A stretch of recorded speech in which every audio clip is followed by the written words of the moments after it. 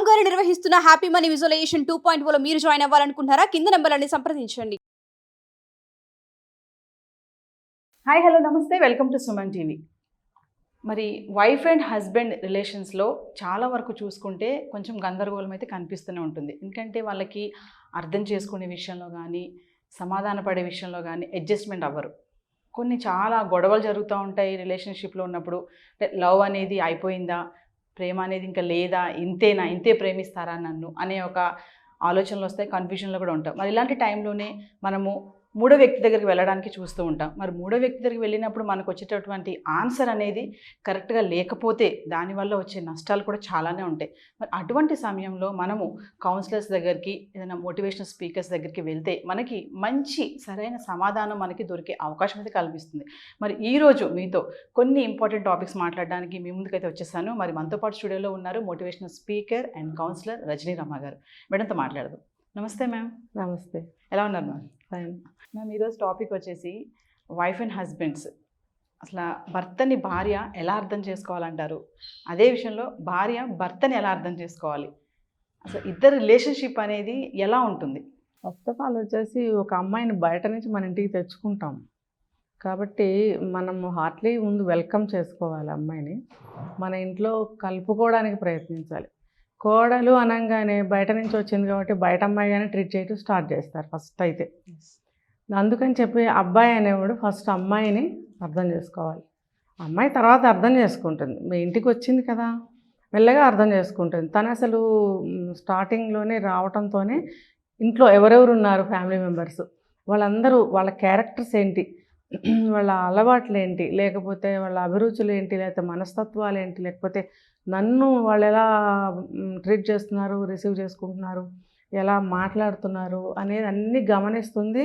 తర్వాత వాళ్ళని కూడా అర్థం చేసుకునే ప్రయత్నం చేస్తుంది.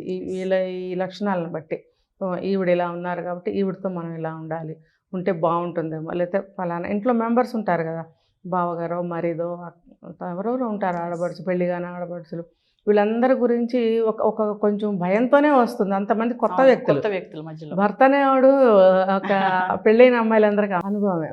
భర్త అనేవాడు తాళి కట్టంగానే నా మనిషి అనే భావన వచ్చేస్తుంది, ఎందుకో తెలీదు. అతను కూడా నిన్నటి వరకు ఆ ఇంట్లో వాడే, ఒకవేళ అరేంజ్డ్ మ్యారేజ్ అయితే. అదే లవ్ మ్యారేజ్ అయితే ఇంకొంచెం చనువు ఉంటుంది. ఉన్నా సరే పెళ్లితోటి కొత్తదనం వస్తుంది ఆటోమేటిక్గా. ఎందుకంటే నిన్నటి వరకు రిలేషన్ వేరు అబ్బాయితో, ఒక లవరో ఫ్రెండో అలా. ఇప్పుడు ఓ భర్తగా కొత్త క్యారెక్టరే కదా, సో భయంతోనే వస్తుంది. భర్తగా ఇతను ఎలా ఉంటాడు, నిన్నటి వరకు ఎన్నో చెప్పాడు కానీ ఇవాళ ఎలా ఉంటుందో ఇతని యొక్క బిహేవియర్, నా పట్ల ఎలా ప్రవర్తిస్తాడో అనే భయం, ఇంట్లో వాళ్ళు ఎలా ఉంటారని భయాలతోనే వస్తుంది. కాబట్టి ఫస్ట్ తీసుకొచ్చింది ఎవరు? లవ్ చేసి పెళ్లి చేసుకున్న, అరేంజ్డ్ మ్యారేజ్ చేసుకుని వచ్చిన తీసుకొచ్చింది ఎవరు? భర్త, తాళి కట్టి. కాబట్టి ఫస్ట్ అతను అర్థం చేసుకోవడానికి ప్రయత్నించాలి. తర్వాత ఇంట్లో వాళ్ళు ఏం చేస్తారంటే సాధారణంగా పెళ్ళైన ఇంట్లో బంధువులు ఉంటారు, లేకపోతే సొంత ఫ్యామిలీ మెంబర్స్ ఉంటారు. వాళ్ళు ఒకటి ముద్ర వేసేస్తారు, ఏంటంటే ఆడపిల్లలు అనగానే వాళ్ళకి ఏం తెలీదు, వాళ్ళకి సరిగ్గా ఏది చెప్పలేరు, వాళ్ళకి ఏం తెలియదు, వాళ్ళ మాట వినకు, వాళ్ళ మాట విని ఇంట్లో వాళ్ళని ఇది చేయకు అంటే ఒక యాంగిల్లో అది కరెక్టే. ఎట్లా అంటే పాతకాలంలో వాళ్ళు కొత్తగా వచ్చిన అమ్మాయి కొత్త మోజులో పడి ఇంట్లో వాళ్ళని నానా రభస చేసిన అబ్బాయిలు కూడా ఉన్నారు. అలా చేస్తారేమోనని చెప్పి వాళ్ళు నేర్పడానికి ట్రై చేస్తారు. అంటే మంచిని మంచిగా, చెడుని చెడుగా తీసుకోగలగాలి అబ్బాయి కూడా. అందుకనే కొంచెం మెచ్యూరిటీ ఏజ్ వచ్చాకే మ్యారేజ్ చేసుకుంటున్నారు కదా, అన్నీ తెలుసుకునే ఈ అమ్మాయి మా ఇంట్లో సెట్ అవుతుందా లేదా అనే కదా చేసుకుంటారు. మరి అలా చేసుకున్నప్పుడు ముందు అమ్మాయిని బాగా అర్థం చేసుకుని సగం ఉంటారు, తర్వాత కూడా కొంత అభిప్రాయంతో కూడా ఉంటారు. పెళ్ళయిన తర్వాత డైరెక్ట్గా అర్థం చేసుకునే ప్రయత్నం మొదలు పెట్టాలి. ఎవరి మాట వినకూడదని నేను చెప్పను, చెడైతే వినాల్సిందే, అదే మంచి అయితే వినాల్సిందే, చెడైతే వినకూడదు. అయితే మంచి చెప్తారు, అబ్బాయి అమ్మాయికి ఏం తెలియదు అని ఒక క్లాస్ పెడతారు. అప్పుడు నువ్వేం చేయాలి, అసలు అమ్మాయికి ఏం తెలుసు అని తెలుసుకోవడానికి ప్రయత్నించు. వాళ్ళు తెలియదు అంటే వాళ్ళకేం తెలుసు, నీలాగానే వాళ్ళు కొత్త. ఒకవేళ అరేంజ్డ్ మ్యారేజ్ అయితే కొత్త అయినప్పుడు వాళ్ళకెంత తెలుసో మీకెంత తెలుసో ఇద్దరికి ఒకటే తెలుస్తుంది. కాబట్టి వాళ్ళు అనంగా నా ముద్ర ఒప్పుకోకూడదు. అసలు నువ్వు నీ ప్రయత్నం చెయ్యి, ఆ అమ్మాయి ఎటువంటిది, ఒకవేళ అమాయకురాలా, గడుసుదా, తెలివిగలదా, లేకపోతే ఇంకా ఉంటాయి రకరకాలు, ఇవన్నీ తెలుసుకో.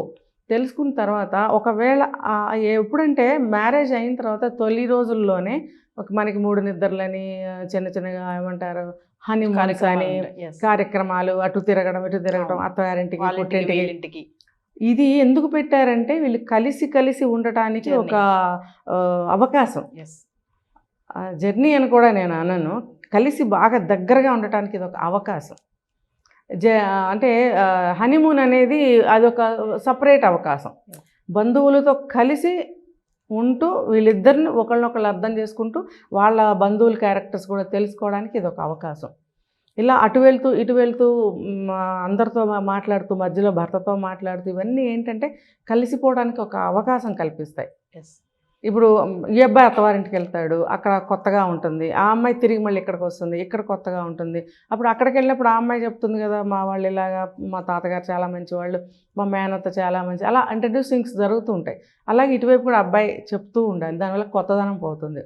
ఈ ఈ తొలి రోజుల్లోనే ఏం చేయాలంటే బాగా అర్థం చేసుకోవడానికి ప్రయత్నించాలి. ఈ అమ్మాయి యాటిట్యూడ్ ఎలా ఉంది, లేదా ఆ అబ్బాయి యాటిట్యూడ్ ఎలా ఉంది తెలుసుకుంటూ ఉండాలి.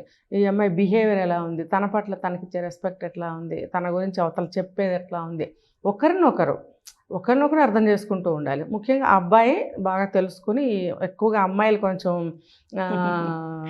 చిలిపిగా బాగా గబగబా మాట్లాడటము, మనసులో ఉన్నది బయట పెట్టేయడము, అవన్నీ చెప్పేయాలి భర్తకి.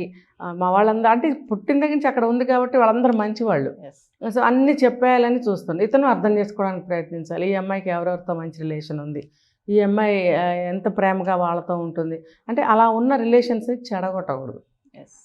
సో అర్థం చేసుకోవాలి, ఈ అమ్మాయి ఎటువంటి ప్రేమ గలది, బంధువులంటే ఆప్యాయత గలది, లేకపోతే ఫలానా వాళ్ళు ఎవరిదైనా నచ్చకపోతే ఈ అమ్మాయి అట్రాక్ట్ చేస్తుంది, ఇలాంటివన్నీ గమనించాలి. తర్వాత మన ఇంట్లో కూడా కుటుంబ సభ్యులతో కొంచెం దగ్గరగా ఉండేలాగా చూస్తూ ఉండాలి ఈ అబ్బాయి. ఒకవేళ అమ్మాయి అమాయకురాలనుకోండి, అంతగా షార్ప్ మైండ్ కాదు, అయినా కూడా భర్తకి ఏదైనా చెప్పాలని ట్రై చేస్తుంది అనుకోండి, నీకేం తెలియదు, నువ్వు మొద్దువి, నీ బుర్రలో ఉన్నది మట్టి. కొంతమంది పెళ్ళైన 2-3 రోజులను డిసైడ్ చేసేస్తారు, నీ బుర్రలో ఉన్నది మట్టి కాబట్టి నువ్వు చెప్పకు, నీకేం తెలియదు, నోరు మూసుకో అంటే పెళ్ళైన క్షణం నుంచి బాగా ఆధిపత్యం చెలాయిస్తూ ఉంటారు. అది వెంటనే ఆ అమ్మాయి హర్ట్ అవుతుంది, ఇన్సల్ట్ ఫీల్ అవుతుంది. ఎవరన్నా పక్కన ఉన్నారనుకోండి, అది ఇంకా బాధపడుతుంది. ఒక్కళ్ళే ఉన్నప్పుడు అంటే కూడా ఆ బాధే, అరే నేనేదో నన్ను మెచ్చుకోవాలి అనే ఫీలింగ్ ఒకటి ఉంటుంది అమ్మాయికి. అలా ఉన్నప్పుడు ఇతను ఇలా మాట్లాడుతున్నాడు ఏంటనే ఒక బాధ అనిపిస్తుంది. కాబట్టి అమాయకురాలైతే కూడా ఆ అమ్మాయి ఏదైనా చెప్తే కూడా సరే అని విని ఏం చేయాలంటే, ఇష్టమైతే అది వర్కౌట్ అవుతుందంటే పాటించాలి, సైలెంట్గా ఉండు. అలాగే బాగా తెలివిగలదు అమ్మాయి అనుకో, ఆ అమ్మాయి చెప్పిందైనా సరే నువ్వు మైండ్ చేయాలి, వినాలి. ఒకవేళ నీకు ఆ సలహా పనికి వస్తుందేమో, నీకు ఆ సమస్య నుంచి బయటపడతావేమో, నీకు ఏదైనా ఉపాయం దొరుకుతుందేమో కదా, వింటే తప్పేముంది. నీకు భార్య అంటే ఏంటి, తల్లి తర్వాత తల్లి. ఇప్పుడు తల్లి వేళకి అన్నం పెట్టడము, వేడి వెచ్చ చూడటము అన్నీ చేసింది, చిన్నతనం నుంచి స్నానం పోసి అన్నీ చేసింది. భార్య మరి ఈ వయసులో స్నానం పోయలేదు, కాకపోతే అనారోగ్యం చేసినప్పుడు అలాంటి సమయాల్లో ఖచ్చితంగా ఆ సేవ చేస్తుంది కదా. మరి చేస్తున్నప్పుడు ఆ భార్యను అట్లా తీసి పారేయకూడదు. తల్లి తర్వాత తల్లి, వేళకి భోజనం పెట్టడము, ఒంట్లో బాగోకపోతే చూస్తుంది. చెప్తారు కదా మనకి, కార్యేషు దాసి అంటారు. మనకి బాగోకపోతే ఎటువంటి సమయంలోనైనా, ఒంట్లో బాగోపోయినా, అవసరం వచ్చినా, ఎన్ని సేవలైనా చేస్తుంది. అట్లాగే భోజేషు మాత అన్నారు. అంటే ఆకలేసినప్పుడు వేళకి నీవు పెట్టమని అనకపోయినా టైంకి తనకి భోజనం కావాలి అని చెప్పి అన్నీ రెడీ చేసి 10 సార్లు పిలుస్తుంది. 10 సార్లు పిలిచినా రారు కొంతమంది. మరి అంత ఇదిగా తనకి ఆకలేస్తుంది, వినపడలేదేమో, వర్క్లో ఉన్నాడేమో, ఇలా ఆలోచిస్తూ 10 సార్లు పిలవడానికి ట్రై చేస్తుంది కదా. మరి అలాగే కరణేషు మంత్రి, నీకు సమస్యలో ఉన్నప్పుడు ఒక తెలివిగల అమ్మాయి అయితే అమాయకురాలైనా సరే చెప్పడానికి ట్రై చేస్తుంది కదా, సలహా ఇవ్వడానికి. పాపం ఇబ్బందిలో ఉన్నాడు, నేను ఏదైనా సలహా ఇవ్వాలి, నా వంతు ఏమైనా చేయగలుగుతానా అని తనకి తోచిన చిన్న బుర్రలో ఏదన్నా ఒకటి వస్తే ఆలోచన చెప్తుంది, ఒక ఉపాయం. అంటే ఒక కష్ట సమయంలో కానీ, ఒక సమస్య వచ్చినప్పుడు కానీ, ఏదైనా సరే జీవితంలో మొదటి నుంచి చివరి వరకు మంత్రిలాగా పనిచేసేది భార్య. అలా అన్నమాట, రకరకాలుగా ఉన్నాయి. అలాగే శయనేశ్వరంబ అన్నారు. నువ్వు అప్పుడు మన శాస్త్రం ప్రకారం, మన ధర్మం ప్రకారం ఏంటి, భర్తకి ఎప్పుడు కోరిక వస్తేనో, భర్త ఎప్పుడు ఇష్టపడితేనో, లేకపోతే భర్తకి ఎలా వీలైతేనో అలాగా భార్య ఉండటం అనేది సాంప్రదాయం అని మన శాస్త్రాలు పురాణాలు చెప్తున్నాయి. అంటే పడుకునే వేళలో రంభలాగా ప్రవర్తించు. అంటే నీకు అన్ని విధాలా అనుకూలంగా ఉండే ఒక అమ్మాయి భార్యగా వచ్చింది అంటే తల్లి కన్నా ఎక్కువ చేస్తుంది, తల్లిలాగా చేస్తుంది. తల్లి తర్వాత చూసుకోవాల్సింది భార్య. అటువంటి భార్యని చీటికి మాటికి మాట అనడం, అవమానించడం, కించపరచడం, నలుగురిలో కొట్టడము, తీసి పారేసేయటం అలా చేయకూడదు. మరి ఆమె ఏంటో అర్థం చేసుకోవాలి. అర్థం చేసుకుని తన అభిరుచులు కూడా తెలుసుకుని నీ అభిరుచులు తనకు కనుక్కుంటుంది, అలాగే నువ్వు కనుక్కోవాలి. తను ఎంతో ప్రేమగా చూసుకోవాలి. ఇప్పుడు ఏదైనా ఒక దెబ్బ తగులుతుంది, ఒక కట్ అవుతుంది, చెయ్యి కాలుతుంది వంట చేసేటప్పుడు, ఆమె ఏంటి ఎవరన్నా ఉంటే వాళ్ళతో చెప్తుంది. అబ్బా అంటే ఏంటి అనగా కాలిందో తెగిందో ఏదో చెప్తుంది. భర్త అనేవాడు ఇంట్లో ఉన్నా లేకపోయినా రావాలి, వాళ్ళ ద్వారా తెలుసుకోవాలి, నన్ను అడగాలి. లేదు అని మనం అనుకుంటుంటే తను చూడాలి, చూసి అడగాలి. నేను ఎందుకు చెప్పాలి, తను తెలుసుకోవాల్సిన బాధ్యత లేదా, లేకపోతే అంత ప్రేమ లేదా అని అనేసుకుంటారు. ఏ వయసులో ఉన్న స్త్రీలేని అనుకుంటారు. ఇప్పుడు తను ఏం కోరుకుంటుంది అది ఇవ్వటంలో తప్పే ఉంది. అది లక్షల ఖర్చు ఏం కాదు. నువ్వు ప్రేమను పెట్టడమే కదా, ఆ ప్రేమని రకరకాలుగా చూపించడం. అది నువ్వు చూసి తెలుసుకొని నువ్వు అడిగితే ఆ ప్రేమ ఇంకా రెట్టింపు అవుతుంది, నీ మీద గౌరవం ఇంకా పెరుగుతుంది. నువ్వు ఆ ప్రేమతో అంటే ఏంటంటే తను కూడా అందరిని వదిలిపెట్టి వచ్చింది కాబట్టి నువ్వు ఒక తండ్రిలాగా కూడా చూడాలి. అవసరాన్ని బట్టి నువ్వు కూడా ఒక తల్లిలాగా కూడా చూడాలి. తను ఎప్పుడో ఒకసారి వెళ్తుంది పుట్టింటికి. ఒకవేళ నువ్వు జాయింట్ ఫ్యామిలీ అయితే కనుక నువ్వు ఎప్పుడూ తల్లిదండ్రుల దగ్గరే ఉంటావు. లేదంటే తను తల్లిదండ్రులకు దూరమై మీ వాళ్ళందరితో కలిసి ఉన్నప్పుడు తనకు ఆ ఫీలింగ్స్ బాగా వస్తాయి. అలాంటప్పుడు ఇంకా ఎక్కువ కేర్ తీసుకోవాల్సిన అవసరం ఉంటుంది. ఇప్పుడు తనే తల్లి తనే తండ్రిలాగా ఆప్యాయత చూపించాలి. తనకేం కావాలి, ఏమైంది, తను ఎలా ఉంది, లేచిందా, తిందా, ఎందుకు సడన్గా పడుకుంది అన్న తలనొప్ప అంటే మరీ అంత నేను ఇది చేయమని చెప్పటం లేదు. ఇవి అప్పుడప్పుడు వస్తాయి. అప్పుడప్పుడే వచ్చే వాటికి అప్పుడప్పుడు మనం పలకరించడం తప్పలేదు. ఒక బూస్ట్ అనమాట అది. చిన్న చిన్న పలకరింపులు. మేడం ఇప్పుడు మీరు కొత్తలో అని చెప్తున్నారు. సరే కొత్తని పక్కన పెడితే కొంచెం ఆఫ్టర్ 20 years 30 years తర్వాత కూడా ఇలాంటి ప్రాబ్లమ్స్ వస్తున్నాయి. నన్ను అర్థం అంటే ఆఫ్టర్ మ్యారేజా? మ్యారేజ్ అయ్యాకే మేడం. ఇప్పుడు కొత్తలో చెప్పారు మీరు అత్తమామలు ఆడపడుచులు ఎలా ఉండాలి అర్థం చేసుకోవాలి, కొత్త అమ్మాయి కదా అనేసి. ఆఫ్టర్ 20 సంవత్సరాలు అయిపోయాక కూడా భర్తకి అదే ప్రాబ్లం ఉంది, భార్యకి అదే ప్రాబ్లం ఉంది. నన్ను అర్థం చేసుకోవట్లేదు, ఇన్ని సంవత్సరాలు అయినా కూడా నా భర్త నన్ను అర్థం చేసుకోవట్లేదు, నా భార్య నన్ను అర్థం చేసుకోవట్లేదు అనే సమస్య అయితే అందరిలో ఉంది, కన్ఫ్యూజన్ అని. ఫైనల్గా అలాంటి వాళ్ళకి ఏం చెప్తారు మేడం? అదే అసలు భార్యని, ఒక స్త్రీని, ఒక అమ్మాయి కానీ ఏ వయసు అయినా అర్థం చేసుకోవడం చాలా తేలిక. అసలు ఎందుకు అర్థం చేసుకోవాలంటే నేను ఇందాక చెప్పినట్టు ఆమెకేం తెలియదు, ఆ మాట వినకు. అసలు ఇంకా ఏంటో తెలుసుకోకుండానే వినటం మానేస్తావు. ఆమె ఏంటో తెలుసుకోవాలి కదా నువ్వు ముందు, అది తెలుసుకోవట్లేదు. ఇంకోటి ఏంటంటే ఏ వయసు వచ్చినా అంటే ఏ వయసు వచ్చినా ఉంటుంది. ఇదే చెప్పాను ఒక బూస్ట్. ఆ బూస్ట్ అనేది ఏ వయసులోనైనా కావాల్సిందే కదా, కావాల్సిందే కదా. ఆ ఉత్సాహము, ఆ ఇన్స్పిరేషను, ఆ ప్రేమ, ఆ హ్యాపీనెస్ అన్ని వయసుల వాళ్ళకి. శరీరానికే కానీ వయసు మనసుకేముందండి. ఇప్పుడు ఎంత ఏజ్ వచ్చినా పిజ్జా తినేవాళ్ళు ఉన్నారా లేదా, ఐస్ క్రీమ్ తినేవాళ్ళు ఉన్నారా, చాట్ తిని రోడ్డు మీద తినేవాళ్ళు ఉన్నారా? నేను కూడా అప్పుడప్పుడు చాట్ తింటాను. అది మనసు వేరు కదా, మనసు కోరికలు వేరు.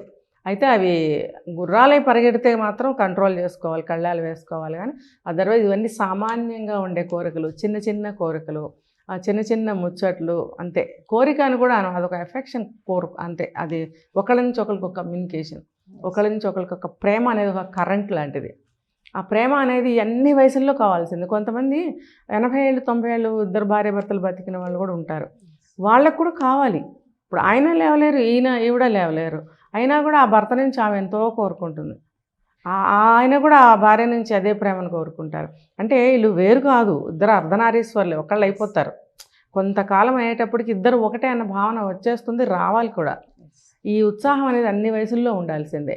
ఇప్పుడు భార్యకి బాగోపోతే ఏమైందో ఆయన పలకరించాలి ఎంత వయసు వచ్చినా సరే.